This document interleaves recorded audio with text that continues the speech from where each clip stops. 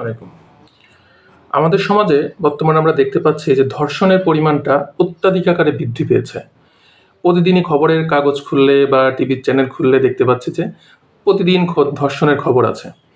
তো এখন এই ধর্ষিত হয়েছে যে ব্যক্তি, তার পরিচয় প্রকাশে আমাদের মিডিয়ার একটা বাধা আছে। ধরেন একজন ব্যক্তি ধর্ষিত হলো, তার ছবি দিয়ে বা তার কোনো পরিচয় দিয়ে আমরা একটা নিউজ করলাম। সেই নিউজটা আসলে বাংলাদেশের মানুষ এগুলো দেখতে দেখতে অভ্যস্ত, এবং কে ধর্ষিত হলো সেটা দেখতেও আমরা চাচ্ছি যে কে ধর্ষিত হলো, কার মেয়ে, এই সেই, কোথায় ধর্ষিত হলো, এই বিষয়গুলো দেখতে দেখতে আমরা আসলে বিরক্ত হয়ে যাই, বা যাই হোক ওটা আমরা দেখিও। তো এই যে ধর্ষণের যে খবর, পত্রিকায় আসুক বা টিভিতে আসুক বা অনলাইনে ওই ফেসবুকের মাধ্যমে আসুক, এই খবরে ধর্ষিত ব্যক্তির, যে নারী ধর্ষিত হয়েছে তার পরিচয় প্রকাশে বাধা আছে। এই নারী শিশু নির্যাতন দমন আইনের 14 ধারায় তার পরিচয় প্রকাশে একটা বাধা দেওয়া হয়েছে।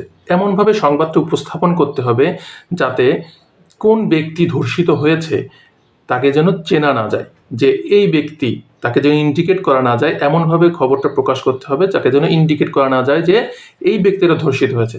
আবার এখন বর্তমানে আমরা দেখতে পাচ্ছি যে তাকে ইন্ডিকেট করে তার ছবি দিয়ে মোটামুটি সবার সামনে প্রকাশ করে দিয়ে যে এই ব্যক্তিটাই ধর্ষিত হয়েছে, এরকম করা হয়। কিন্তু আইনে আছে যে তাকে এমনভাবে উপস্থাপন করতে হবে, অর্থাৎ সেই খবরটা এমনভাবে উপস্থাপন করতে হবে যাতে ধর্ষিত ব্যক্তিরকে চেনা না যায়। আমরা ধর্ষক যে তাকে না খুঁজে যে ধর্ষিত হয়েছে তাকেই বেশি খুঁজতে আগ্রহী হয়। কিন্তু যখন আমাদের সংবাদ মাধ্যম, টিভি বা ফেসবুক মাধ্যমে আমরা আমাদের সাংবাদিক ভাইয়েরা এইভাবে নিউজ করবে যে ধর্ষিত ব্যক্তিকে চিনতে পারা যায়, তাহলে তার ক্ষেত্রে 2 বছরের কারাদণ্ডের একটা বিধান আছে। নারী ও শিশু নির্যাতন দমন আইন 2000-এর 14 ধারায় 2 বছরের কারাদণ্ডের একটা বিধান আছে, এবং অনূর্ধ্ব 1 লক্ষ টাকা অর্থদণ্ডের একটা বিধান আছে। কিন্তু আসলে আমরা এই আইনটা কেউ মানি না বা কেউ ফলো করি না। অহরহ দেখা যাচ্ছে এরকম যে কে ধর্ষিত হয়েছে সেটা দেখা যাচ্ছে।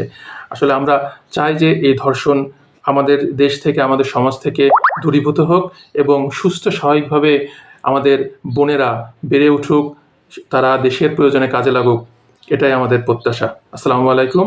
দ্য ল স্টুডিওতে সাথে থাকবেন। ধন্যবাদ।